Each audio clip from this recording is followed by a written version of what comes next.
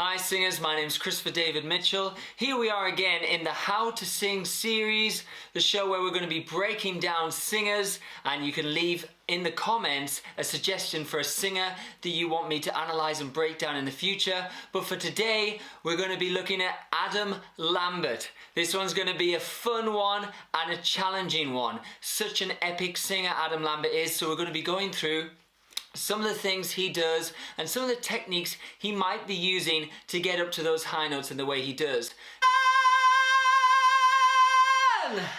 Now, just a quick note here, I don't sound like Adam Lambert, and I'm not trying to sound like Adam Lambert necessarily. And also, he's a master of his own voice and coordination. That suits him. So don't try this at home, as it were, but really get with a great vocal coach to practice these vocal coordinations, because some of them are a little bit difficult and a little bit tricky, and if you don't have a great coach with you, you might be getting into a bit of trouble. But with all that said, here we go, let's get into it. So with Adam Lambert, one of the things with his singing that is so obvious is he sticks his tongue out when he's singing, especially high notes. Sorry, you're going to see a lot of my tongue and mouth in this video, but let's look at why he might be doing that. So the tongue and the larynx are next door neighbours, and they're generally going to go together. So if you stick the tongue out, larynx is probably going to raise and go high, and if you depress the tongue back, like when we yawn, then larynx is probably going to go down. That's not a good idea to do, by the way, for singing. But with Adam Lambert, so he is trying to raise the tongue forward and out to raise the larynx slightly, because he wants that sound. That high larynx sound for him is pretty cool, and it gives him a lighter and very bright sounding, pingy, tenor type tone. So by sticking his tongue out and in turn promoting a raising of the larynx, or a high larynx generally, he is encouraging a singing voice which is a bit lighter and a bit brighter. Think of it like instruments. If he raises his larynx, suddenly his instrument is smaller because the space has got shorter. So he's gone from a guitar to a ukulele.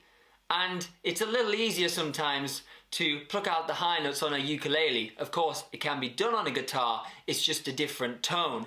But his tone is very light, is very bright, is very high larynx really, and so to maintain that sound, what's helping keep the larynx in that slightly high position is the tongue out. And also, it's a great one because a lot of singers do struggle with tongue tension. So an exercise could be sticking the tongue out, we might do that in a second, because when the tongue is stretched out, it hasn't got a chance to grip or lock at all. And that can be a real issue for singers. So he completely eliminates that problem as well. But really, he is going for that lighter, brighter sound with the high larynx. Now, of course, high larynx should be a choice, not a must, and I'm sure he doesn't have to do it all the time. High larynx sometimes gets a bit of a bad rap because as the larynx goes high, the vocal folds naturally get a bit tighter, naturally. So, of course, that's a bit problematic for some people, and if you don't know what you're doing, high larynx can run you into a few issues. Also, like we said, high larynx is like switching to that little ukulele, so it's switching to a smaller instrument which is built for smaller sounds. If you try and force volume through a high larynx and a little instrument, you're going to run into trouble again. But in Adam Lambert's case, it's helping him create that light, bright, high larynx sound, which obviously he really wants and he's mastered. And really in the end, we could be high larynx, mid larynx, low larynx, everything in between. You really can choose exactly what larynx position you want and then that will dictate exactly what sound you want. Obviously there are so many styles of music, pop, musical theatre, opera, all with variations of larynx position to create the sound desired. So just bear that in mind. And so for Adam Lambert, he's going slightly high larynx and the tongue is helping him with that.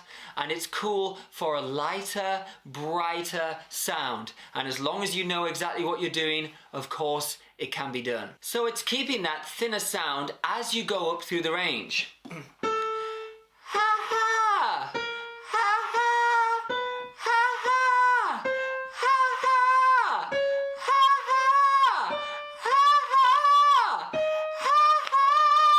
Do you know what I mean? It's sort of that feeling still of being bright with that high larynx the whole time.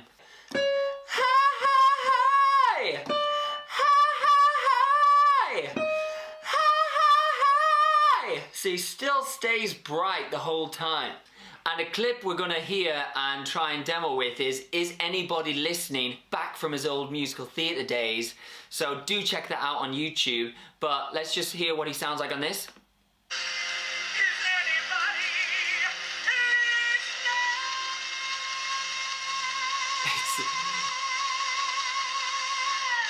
It's so funny, the tongue is literally completely out, but sounds amazing. So let's give it a go with our technique.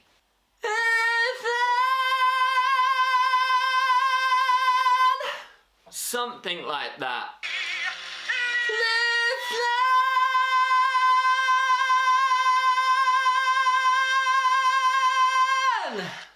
Something like that. Like I say at the beginning, I'm no Adam Lambert, but you can hear there's some sort of area of where he's going. He's perfected that, he's done it for so many years, and he's an absolute master. But hopefully that's given you some insight of what he's doing, why he's doing it, and how different larynx positions can create the sound you want to create. And I'll do that more in future episodes. So thank you so much for today. I really appreciate it. Thank you so much for watching this video. Please click the like button for me, comment or share this out if you found this episode valuable. Also check out my website. I've got some blogs there. I've got a free ebook that you can download, and also the Exceptional Vocal Warm-Up course, my online course that you can do in the comfort of your own home with all the scales and exercise needed to keep your voice vocally healthy and so that you're prepared for your auditions and performances. So stick with me here, and we're going to do so many great episodes in the future, and I'll see you then. Take care, singers.